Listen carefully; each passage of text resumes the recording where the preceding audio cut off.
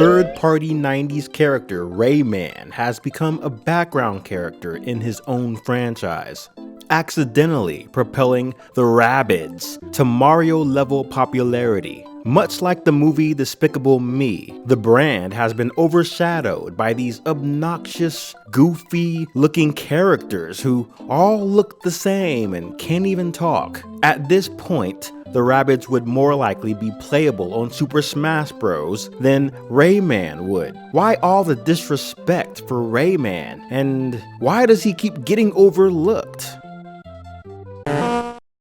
The platform game is the genre that pretty much showed the world just how deep and engaging a video game could be. You had the king of the platformer, Super Mario Bros., blow everyone's mind with what was essentially a man running and jumping from one platform to another. But as soon as video game developers realized they could make a game in a three-dimensional space where characters could move freely in any direction, 3D platformer games would blow up and become one of the top gaming genres. Between 1995 and 2001, when 3D game consoles were starting to come out, the platform game was undefeated. The PlayStation would introduce a whole team of brand new characters, each branching out with their own series of games. Even Sega would break new records with their still fairly new Sonic brand in his first 3D platformer game. And of course, Nintendo would break the ceiling and reach new horizons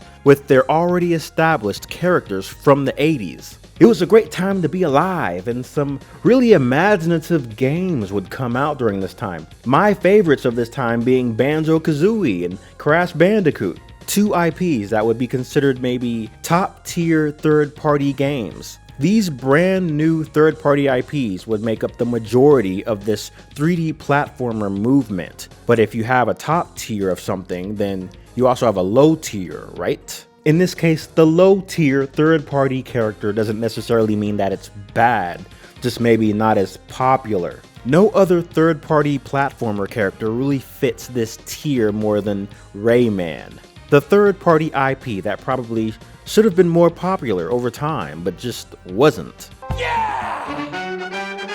In a way, Rayman was one of the first 3D platformer video game characters there ever was. 1995, Rayman arrived. Like many side-scrolling platformer games in the mid-90s, this was basically a very well-shaded 2D platformer, inspired by 3D computer technology. It was released for PC, Sega Saturn, and the Sony PlayStation. Created by a French developer named Michel Ancel, Rayman was a design he had in his head since the 80s when he was learning to draw.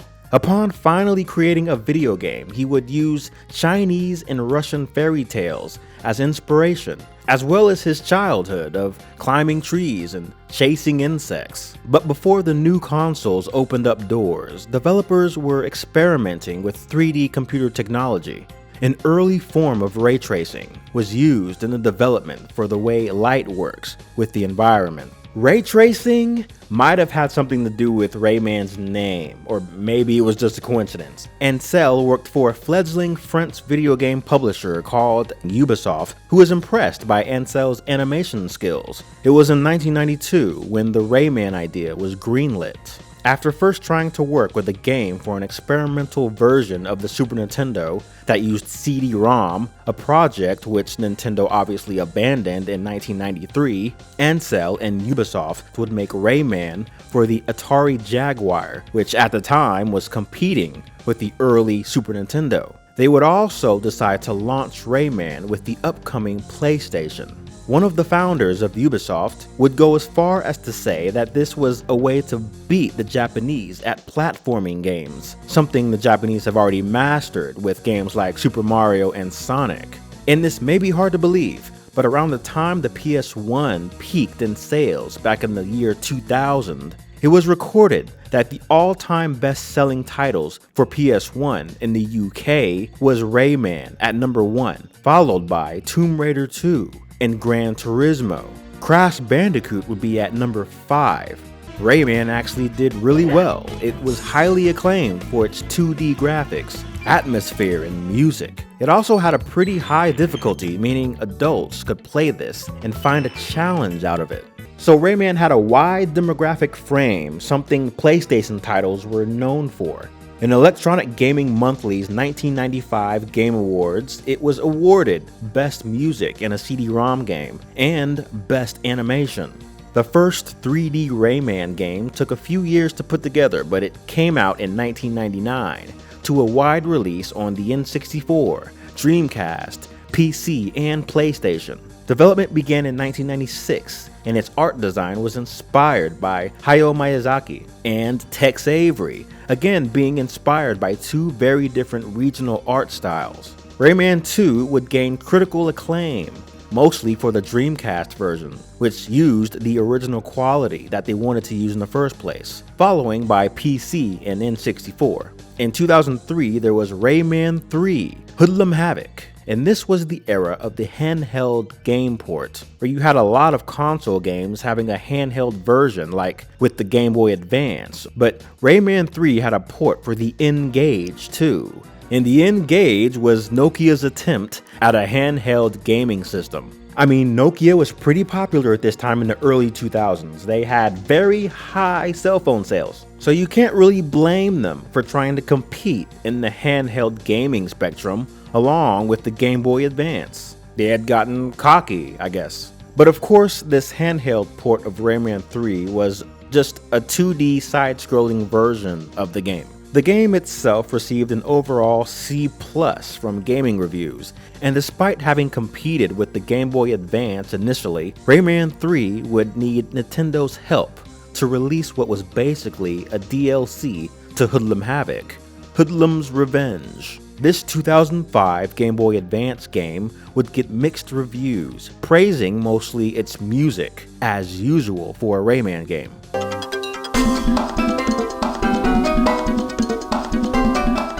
Yes. It was here when Rayman would kinda fizzle out. It seemed that after 3 games, the fanbase and sales of Rayman games just didn't hold up in this new generation of gaming. Surely this had something to do with the decline of the platformer. Sometime during the rise of interest in realistic video game graphics was the decline in the platformer, a genre that was based in fantasy. Xbox and the first-person shooter genre would get pretty big during this era. You had 2001's Halo Combat Evolved, which used a realistic FPS format in a futuristic fantasy setting, and it only got bigger from there. There was really no way a low-tier third-party platform game could really compete with the new norm of popular video games. Even Crash and Spyro had issues during this time, and they had to join forces and cross over with each other just to keep selling games and remain relevant. And then of course, one of the best 3D platformer games of all time, Banjo-Kazooie, never had a third platform game. The Banjo-Kazooie we know lost momentum after the sequel from 2000, Banjo-Tooie. In 2006, Ubisoft would come out with a party game, a game made up of mini-games and multiple characters. A Rayman 4 platformer was the initial idea, but while taking advice from Nintendo, Ubisoft would look into different types of gameplay. The Wii was in process of launching, and the unique style encouraged a different kind of gameplay with the Wii Chucks and the Wiimote. After inspiring the concept of the rabbit character to begin with, Rayman creator Michel Ancel would leave the project after finding out the game was being revamped from Rayman 4. This Rayman party game released as Raving Rabbids, and the game was complimented on its heavy emphasis on fun, as well as its sick sense of humor. Then in 2007, a sequel to this party game was made, and it was here where the Raving Rabbids would start to be a popular ongoing thing. Releasing more exclusively for Nintendo, it follows the Rabbids attempting to invade Earth, while the players would have the option to play as a Rabbid or as Rayman. It received slightly less praise than the first Rabbids game, but these Rabbid games would make a pretty obvious impact, especially by being profitable for Nintendo. Ubisoft would try again at having Rayman be the main focus of his own game in 2011's Rayman Origins. Only 5 people were working on it when it was first announced in E3 2010. Rest in peace, E3. It seems like what they were doing with this game is going back to what made Rayman what it is, and modernizing those elements, like the quirky animation aspect. Besides being a great throwback for the fans, Origins was one of the leaders of the modern 2D platformer, in a time where independent video games were being seen more because of their 2D contrast with the 3-dimensional, story-heavy games that were coming out. Rayman Origins received critical acclaim, with 1UP.com calling it the best 2D platformer not called Mario. With that success came a sequel called Rayman Legends. It was originally made for Nintendo, exclusively for their Wii U in 2012, but was delayed to 2013. Ubisoft would delay it even further in order to have a simultaneous release with the PS3 and Xbox 360. Rayman games have always been known to have an unbiased release, giving every platform, even PC, a port to their game. For 2010, they had considered Rayman Origins to have a downloadable release for 3DS, iPad, and even the iPhone.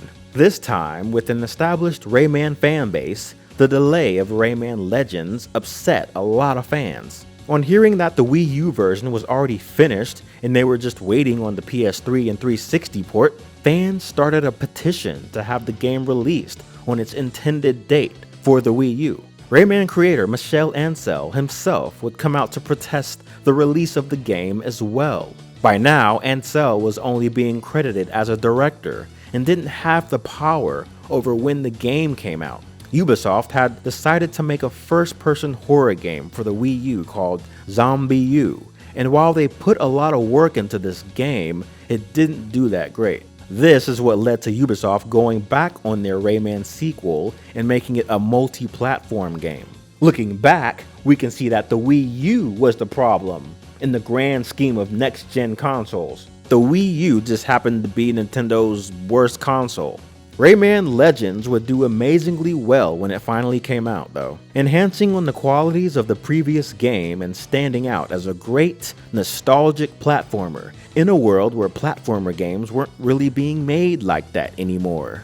Rayman has really been trying its best at making games and staying relevant in the industry, and yet it still remains as a low-tier third-party game. Ever since around Rayman 3, they would try Rayman multiplayer games and Rayman mobile games. You add Rayman M, Rayman Rush, Rayman Golf, Rayman Bowling, Rayman Kart, that released in Mine for the BlackBerry in 2009, then Rayman Jungle Run and Rayman Fiesta Run. Rayman has proven to be flexible in a constantly changing gaming industry, and it even had a series of shorts made by Ubisoft in 1999, pretty much a cartoon. But yet all that didn't seem to be enough. Since Raving Rabbids 2, the Rabbids have kind of separated from Rayman, making their own little party games. Usually being exclusive to Nintendo, they would also have something for the iPhone or the Xbox. Rayman Legends tried its best to extend itself to more platforms and new ports like PS4 and the Switch, but Rayman hasn't actually had a new game since 2013, a lot like how GTA 5 had been milked for almost 10 years after its initial release. As the Rabbids established its own brand and released more games under mostly handheld devices, it would be in 2017 where they would be used in a Nintendo exclusive where they would actually be featured alongside Mario. Mario plus Rabbids Kingdom Battle would be Nintendo allowing Ubisoft to publish a game with their Mario characters while using their tried and tested Rabbids characters. This game was actually a huge lift for Ubisoft as a third party, because besides being able to use Mario characters in their game, they would also get the music composer for Banjo-Kazooie, Grant Kirkhope. This game would win awards mostly in the UK and put the Rabbids on a new level, along with Rayman by default. In 2018, after Super Smash Bros. Ultimate came out, the Rabbids would appear as collectible spirits features, which in Super Smash Bros., since Melee is on bar of being an honorable mention of a video game character who didn't make the cut of being an actual playable fighter.